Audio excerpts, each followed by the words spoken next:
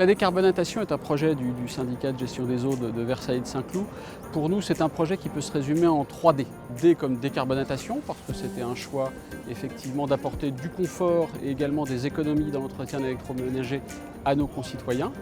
Deuxième D, digital, parce que notre projet est d'avoir un réseau moderne et la décarbonatation fait partie de cette modernisation du réseau. Durable, parce que nous avons eu le souci à la fois de réutiliser le calcaire produit par cette décarbonatation en agriculture, mais également de recycler les produits de lavage notamment de l'usine pour s'assurer qu'elles ne partaient pas dans le milieu ambiant. C'est un vieux sujet, le calcaire et l'eau. Depuis des dizaines d'années, nos concitoyens nous demandaient de répondre à cet enjeu. Nous étions tous embêtés par le calcaire qui se déposait et qui non seulement générait des pannes et des réparations, mais avait un surcoût en termes de consommation d'énergie.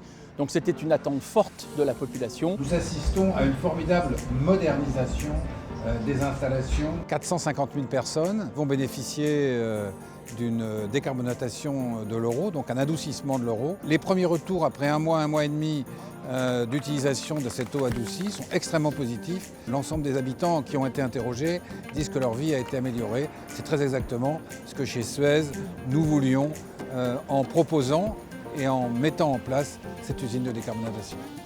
Les premiers retours ont été excellent en termes de qualité. Quand on passe d'un niveau de 35 à 20 degrés français, vous ne pouvez pas faire autrement que de vous en apercevoir.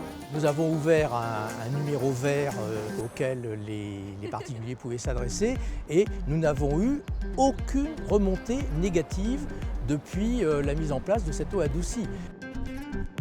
C'est une très belle usine de décarbonatation qui s'intègre parfaitement dans la plaine de Versailles. En général, les ouvrages techniques, ils sont fonctionnels, ils sont efficaces, mais ils ne sont pas toujours très jolis à regarder. Ici, ce n'est pas le cas. Il y a un travail de très grande qualité architecturale qui masque en réalité un ouvrage technique très performant.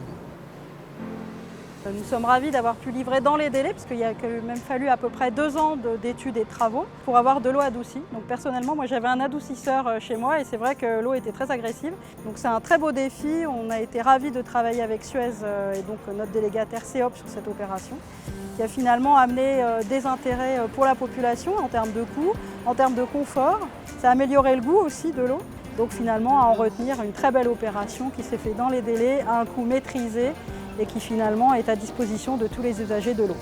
Cette usine est une première pour le groupe Suez sur le territoire national et elle a déjà fait des petits puisque beaucoup de collectivités maintenant souhaitent emboîter le pas de ce qu'a décidé de faire le SMG Cevesc et nous avons plusieurs collectivités qui, lors des renégociations de nos contrats, lors de leur renouvellement, ont décidé aussi de mettre en place des filières de décarbonatation avec, nous en sommes sûrs, le même succès.